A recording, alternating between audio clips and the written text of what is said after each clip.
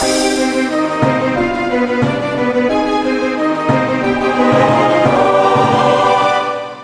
everybody, it's vanburman here, welcome back, and in this video that is massively overdue, we're going to be talking about the 2700K system that I built in a previous video, and I'll just do a quick rundown of the specs. So we've got an Intel 2700K, it is overclocked, which we'll get into shortly.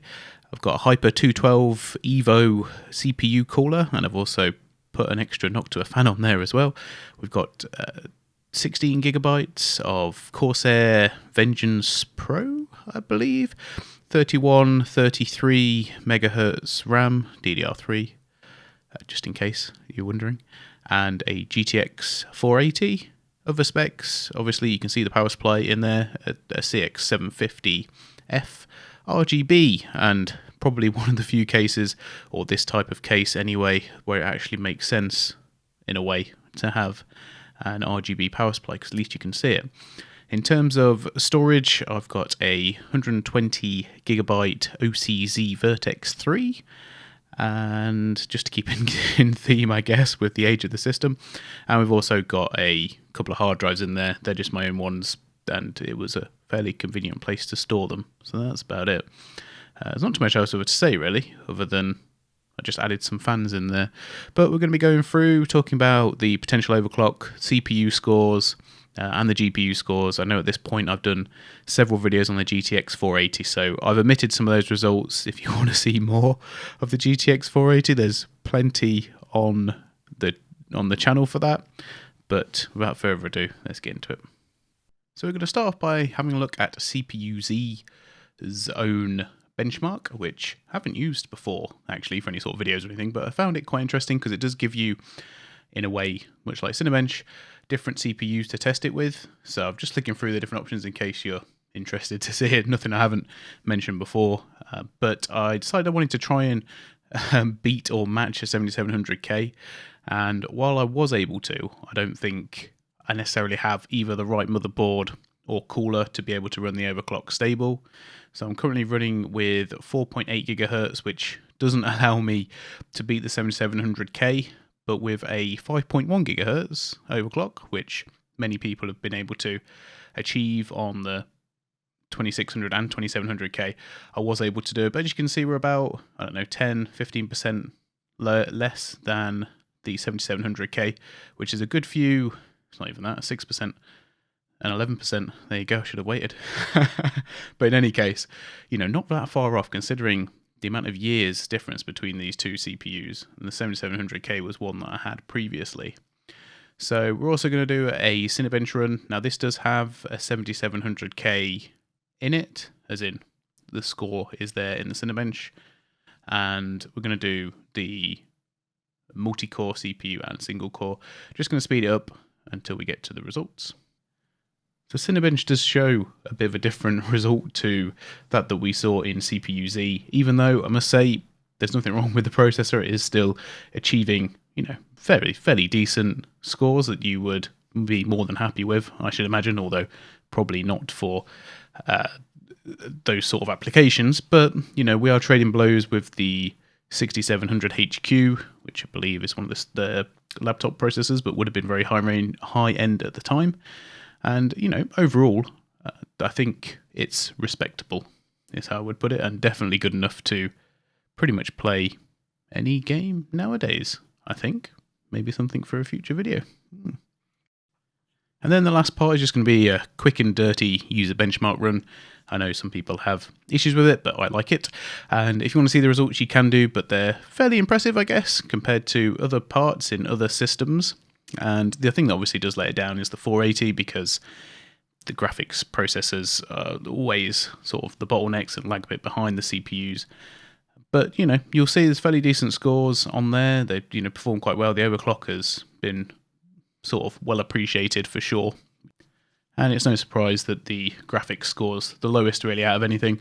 I guess you can't really pay too much attention to the SSD and what have you scores, but I was able to get much higher than that when I did have the 5.1 gigahertz overclock that worked for a bit, and definitely attainable, which I think is probably the main point. But yeah, if we had a pretty decent GPU in there. Maybe something like a 1080 might be good, might be worth trying out. That would probably pair quite well with even this age of CPU. So usually the game benchmarks are my favourite part of the videos, usually because I'm only benchmarking GPUs, but it's been quite refreshing actually to have a look at some CPUs, and especially one like the 2700K. I think it's absolutely brilliant chip. But I digress. So into gaming, we're going to start off with Control in DirectX 11 mode, because of course the GTX 480 does not support DirectX 12, which is a bit of a shame, but there you go, age and limitations and everything else. So the figures you can see on screen now for 1080p at lowest, everything's at lowest, of course, and unfortunately not really passable. Everything is below 30 FPS, even with a couple of dips. Not too bad though, but a few dips here and there, but not fluid enough in combat really to be something you could withstand playing at. Conversely, if we have a look at 900p now, you'll see a big switch. So we have a much higher average FPS, 46.3, so very playable, with a section where it was sort of loading in assets, so there was a big sort of lag spike for a very small amount of time, and yeah, that really has adversely affected the benchmarks. But other than that, actually really playable when everything is loaded in. Of course, going to be some compromises. It's not really designed to play, you know, Control. Control came out, what, at least 5 years or 5 years there or thereabouts after the GTX 480. Not to mention the fact that GTX 480 hasn't had a driver update in years as well. So yeah, overall pretty impressive, and I'm going to say it's playable at 900p. And now the big one, Left 4 Dead, the original. One that I always test because you seem to get really good performance. Wonder why. I think it's one of those games that runs really well on integrated graphics. So 480 should be no surprise that it does really well. Even the 0.1, 0.2 lows are way above 120 FPS. Naturally, it should be. But, you know, everything ran really well.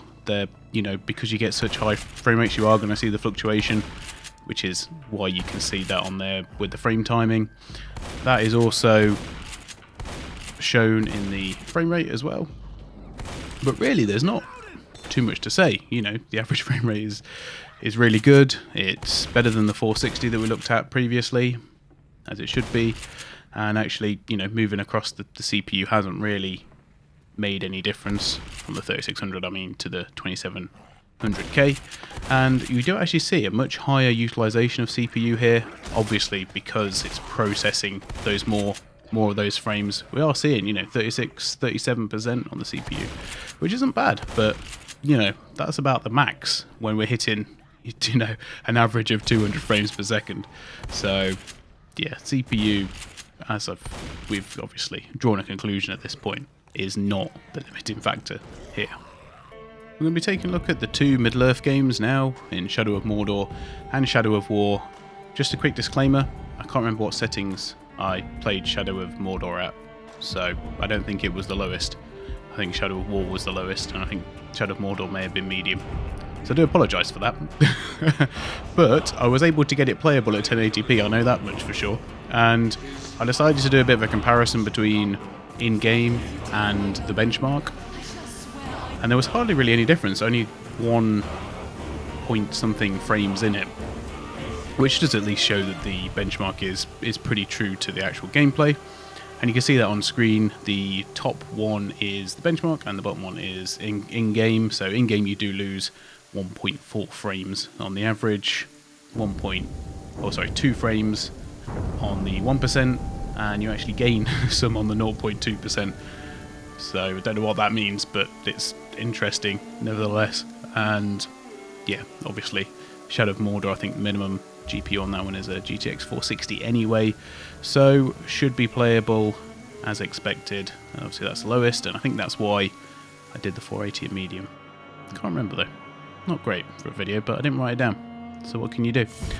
And next up we're going to have Shadow of War, of course, another Middle-earth game. I did the same thing with Shadow of Mordor I did with Shadow of War, so I took the difference between the in-game benchmark, benchmark in-game, and then the benchmark for the game. That makes sense. And they're both very close as well. I just thought that the Mordor one may make a bit more sense to show off. But at low, well, the lowest, at 1080p, more than, or definitely playable if you're, used to 30 FPS, no issues there. In terms of trying to get it up to 60, I did have a little bit of a play around, and you'd have to drop the resolution down to 720p to achieve an average of 60, or at least a mostly constant 60 FPS, which I'm trying not to do on these benchmarks. I want to try and keep things at 1080p as much as possible. Potentially, do some stuff with resolution scaling, but nothing really outside of that. But I was pretty impressed with Shadow of War. Definitely could play it, because you don't see those huge drops or those huge lag spikes. Very, literally less than 1 second there of any sort of low FPS. So yeah, I think you can safely say that one, or both of those Middle-earth games, are more than playable. The penultimate game we're going to look at is my top pick for 2020, Mount & Blade 2 Bannerlord. Now, this one is a bit tricky for me to properly be able to tell you about it. I mean, it's a bit of a Jekyll and Hyde story, really. I mean, looking at the results, you can see on screen, you would think, actually, it's brilliant. The average is way above 60. Okay, the 0.1, 0.2 are below 60, but not massively, and the 0.1 is basically 60. What's the problem? The issue is that the graphics card, or I don't know how the engine communicates with the graphics card, but because it can't sort of load the textures in quickly enough or well enough, or doesn't have a high enough frame buffer, even for the lowest settings at 1080p, it will instead show you models with no textures attached, or textures that, so you've got the, I don't know what you call it, like the mesh, the grey mesh, but without any of the colours, details, etc. added. And it just means that it's not playable. It's not something you could enjoy, even though it runs smoothly.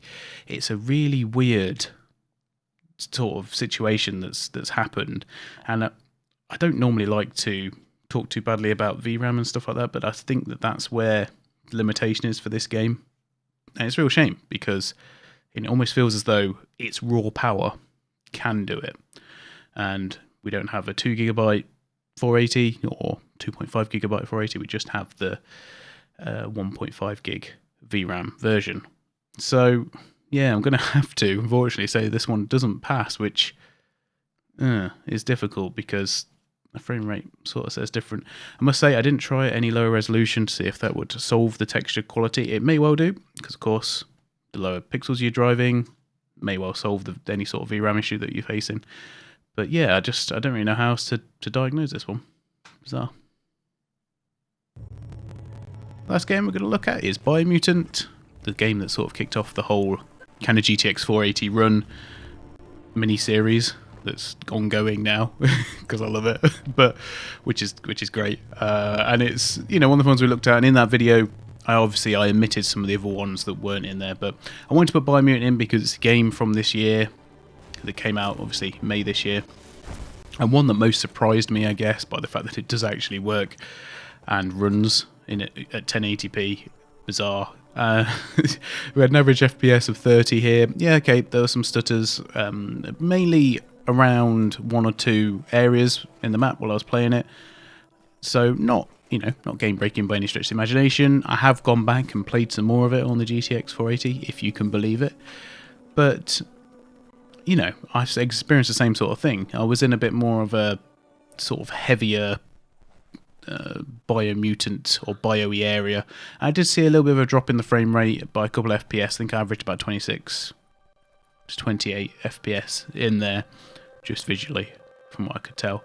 And I didn't actually have any problem playing it, to be honest with you. I think it's one of those where if you are going to drop this down to 900p or 720p, it does become playable at that point, which I think we showed in the video that I previously did, or an overclock at 1080p will just about make it playable. Of course, the 480 runs really hot, so there's that to contend with. But overall, the line's pretty straight, pretty flat, barring the one little hiccup there that you can see. And there's no real complaints from me. It just about works. I'm not sure I can pass it though, but just about. So there you have it, my adventure building a sort of semi-modern retro console? PC. That's what I meant to say. And to be fair, I love it. I mean, I think it's completely superfluous to anything you'd want to do nowadays. Won't be able to run the new Windows 11. It's not actually that expensive. It's very reasonable, really, in terms of cost. And the performance is good in a retro sense. You know, a much better GPU could definitely be put in there, and I think that's one of the things that we'll look at for a future video, just to stretch the 2700K. Anyway, thanks for watching, guys. I'll see you very soon. Bye for now.